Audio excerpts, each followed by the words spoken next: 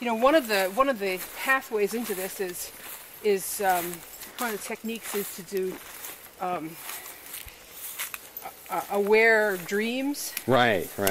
And after I read the book, I had like an aware dream. Vivid aware dreams. A complete aware dream where I was like, hey, my God, this is a dream, and I'm going to go here and I can float. And right. I think cool. I think there was a book on dreaming awareness or something, conscious dreaming, and I heard the author of that. It may have been him. And then I looked on the website. There's lots of websites, and lots of people recounting their experiences, and I think it's definitely a legitimate thing. That was my impression, anyway.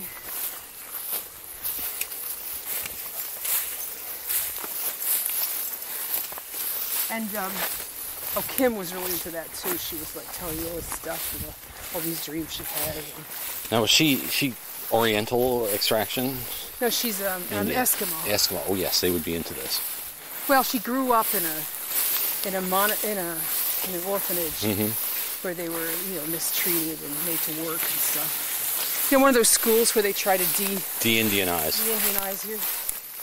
One of those. So everybody else wound up alcoholic. So she was. It worked great. She counted herself really lucky.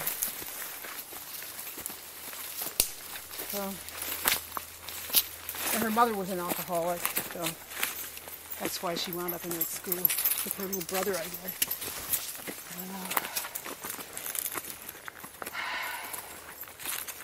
It's dark, huh? Yep.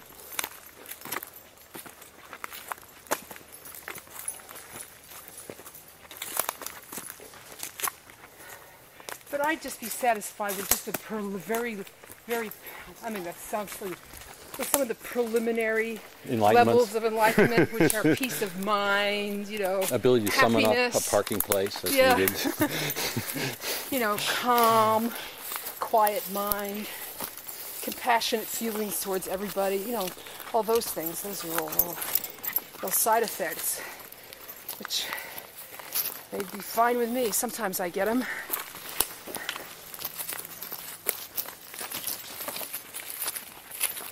But I'm afraid that, you have to practice and put work into it like any other friggin' thing. Oh, that's too bad. I know. Feel it should come in a reconstituted the Hindus package, just add water. That can happen. You can just be walking along one day and wow, you're enlightened.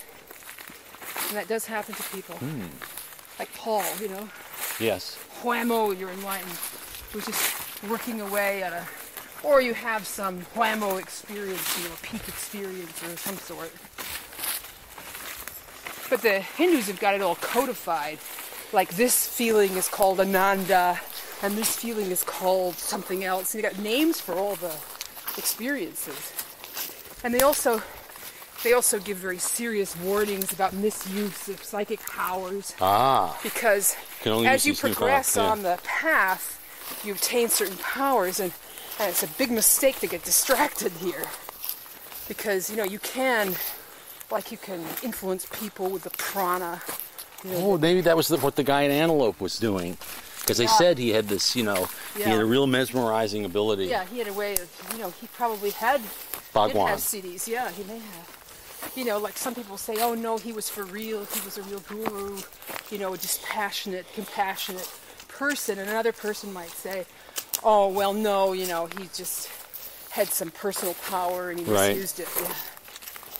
He got some personal power by practicing these disciplines. You read at the beginning, I